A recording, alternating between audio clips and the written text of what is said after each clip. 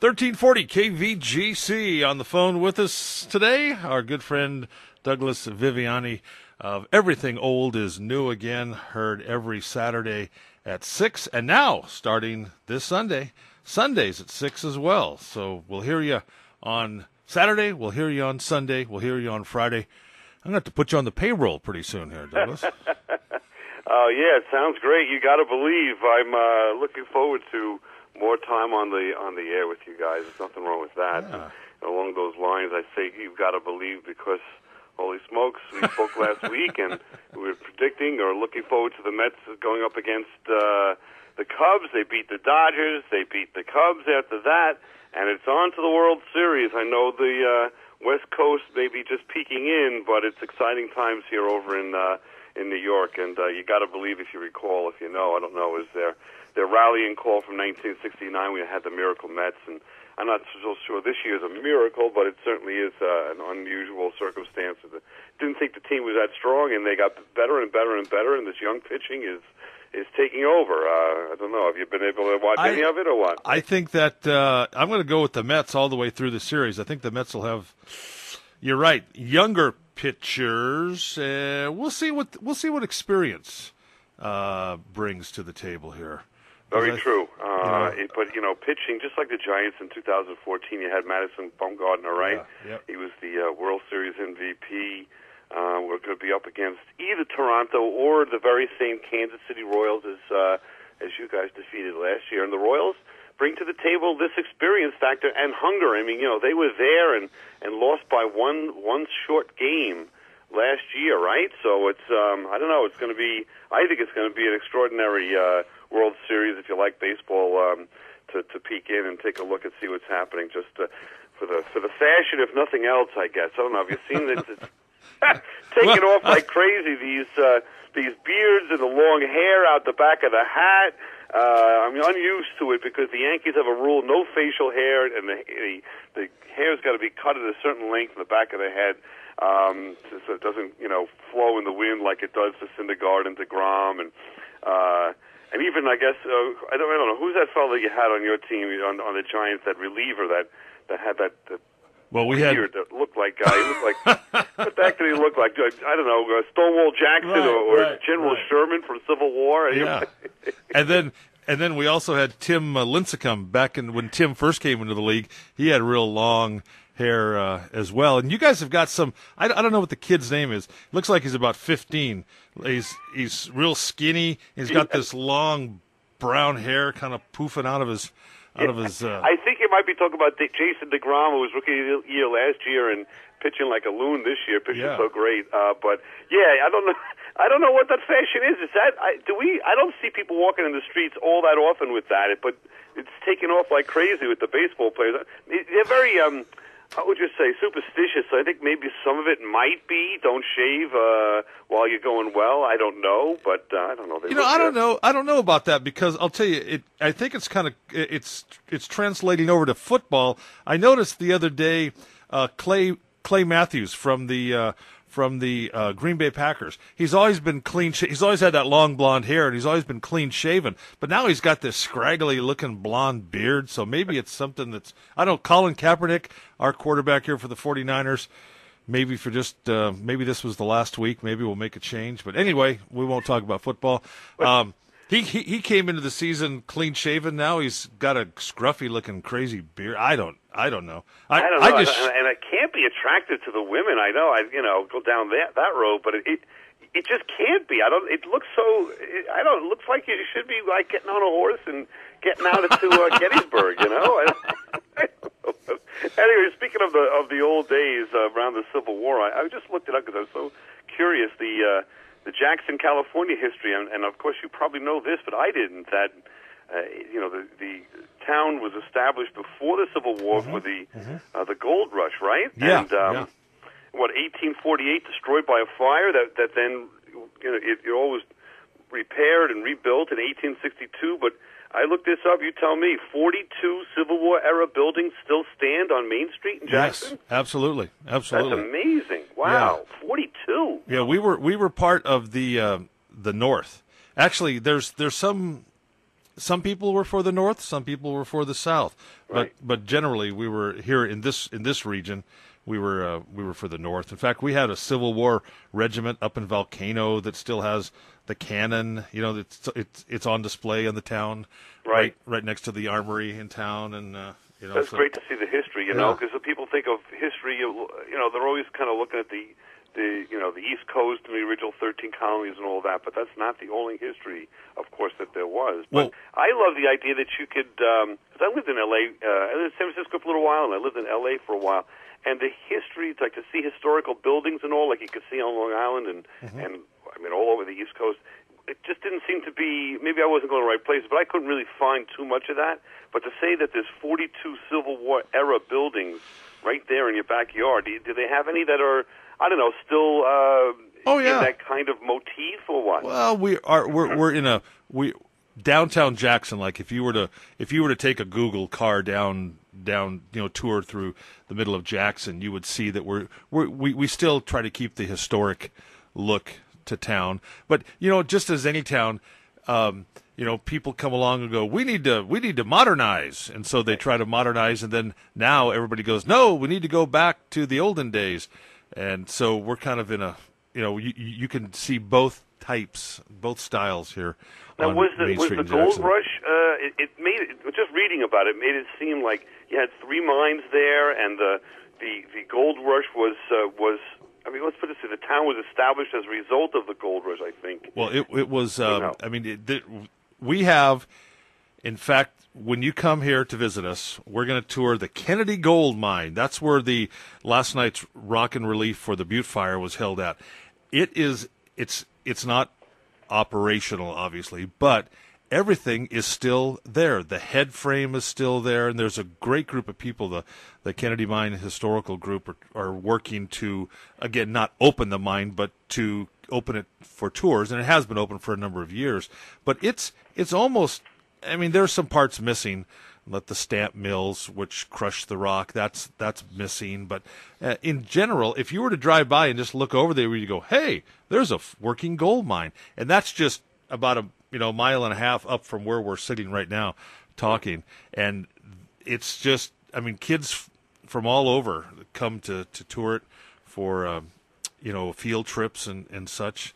And it's a big thing. Yeah, that's what made, okay, what made Jackson? Gold, gambling, and prostitution.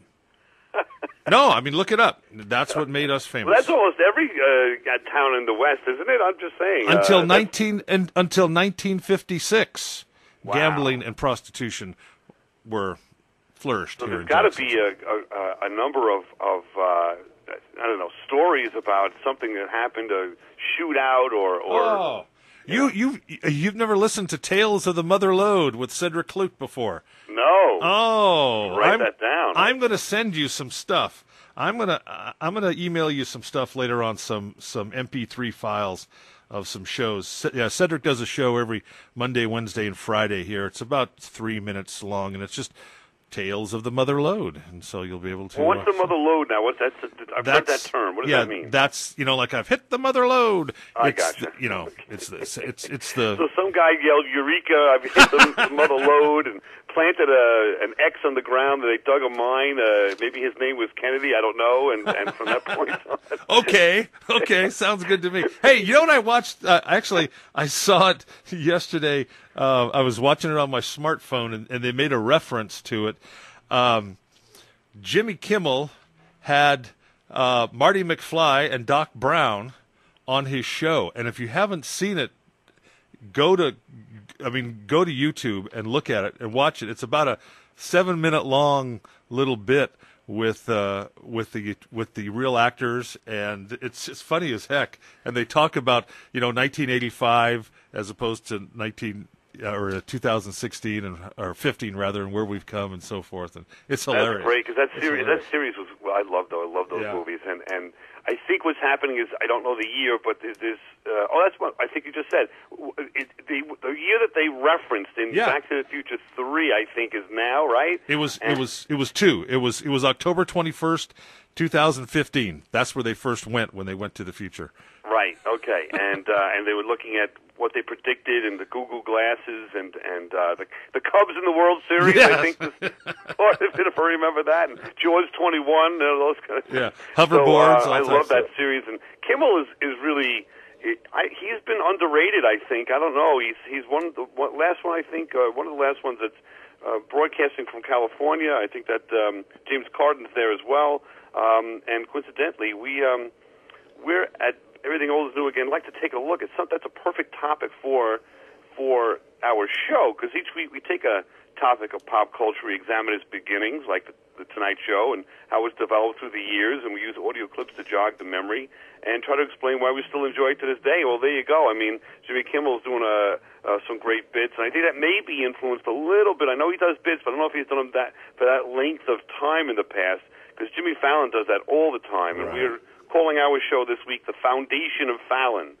So take a look back, all the way back to Steve Allen, the first Tonight Show, 1954, go through Jack Parr, if anybody's familiar. If not, we'll give you a little history. Then we're going to talk about just the Tonight Show. So we're not talking about Letterman. We're going to go, of course, to Carson, and all through that. So it started with Steve Allen, and then it went to Jack Parr, and then from Jack Parr to Johnny Carson, right? Correct. And each of them, believe it or not, I think added something different to the format. The format certainly was not what it is now.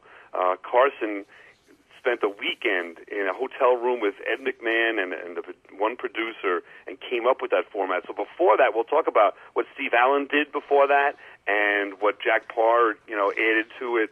And there's just some great stories, some great history. We could probably do a year on the Tonight Show. It's so revered, and there's so much going on. And the Conan and O'Brien saga, the Jay Leno saga, too. Let's not forget Jay Leno. Believe it or not, time flies. He was there approximately 25 years. Wow.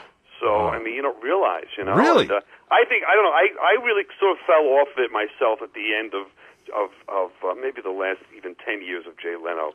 It just became a little stale for me. But I don't know if you've had a chance to watch Jimmy Fallon. I think he's made it a little fresh now, some new ideas he's put into this. I'm going to throw another name into the mix here, and I want you to look him up, because I think he may have some of the early look up the name Bennett Cerf. Okay? Bennett Cerf. He may have been just before Steve Allen or somewhere, or Bennett Cerf may have had a morning show that morphed into the evening show. But look up that name, Bennett Cerf. So. Definitely will. We're going to do that. And then I think the following week you could kind of look forward to this. We're developing our own Everything Old is New Again Tonight Show broadcast. So I'll talk more about that next week. But maybe we'll be the Bennett Cerf of the radio. Hey, let me ask you this. Were you kind of butthurt when Johnny Carson moved from the East Coast to the West Coast? Yes, that was it was kind of understandable, because that's where the guests would be and all. But he was ours, so to speak, and then all of a sudden he, like so many others, adopted L.A. as his hometown, and kind of forgot New York, didn't really mention it, reference it ever again.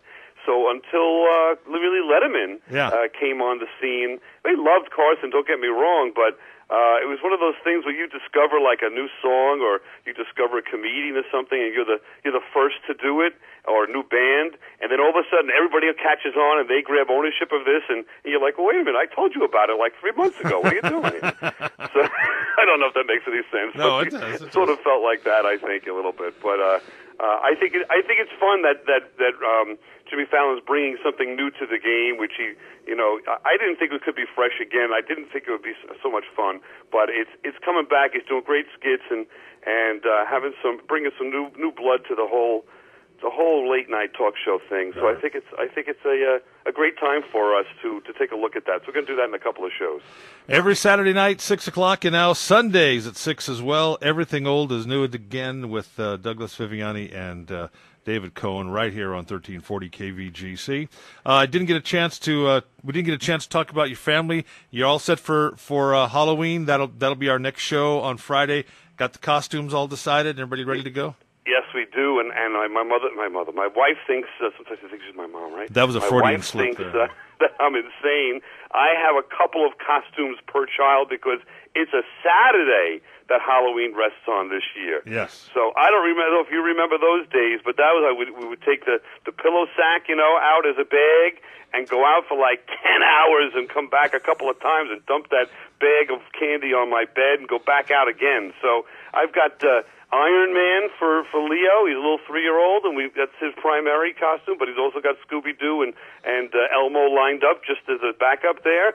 And Angelica's got a myriad of princesses, the first of which is going to be Sleeping Beauty, and then she's got Cinderella lined up, and, of course, Elsa from Frozen. So we'll be doing costume changes. This is going to be quite the extravaganza. I think it's very unique that you get the chance to go from, morning to night trick-or-treating with your kids, and I don't know how I'm going to survive it, but I'm sure I'll steal a Reese's piece here and there, and that'll give me the energy to... I thought you were going to say my wife thinks I'm crazy because I have a Halloween costume, too. So I always do. I haven't come up with mine yet. I think I'm going to be that Baymax from Big Hero 6, if you remember that movie. Just this kind of a big white robot, and I'm just going to put on white pants and a white shirt, and I'm good. We're going to leave it at that. All right. Douglas Viviani, have a great weekend. Thank you. You too. Let's go Mets. All right.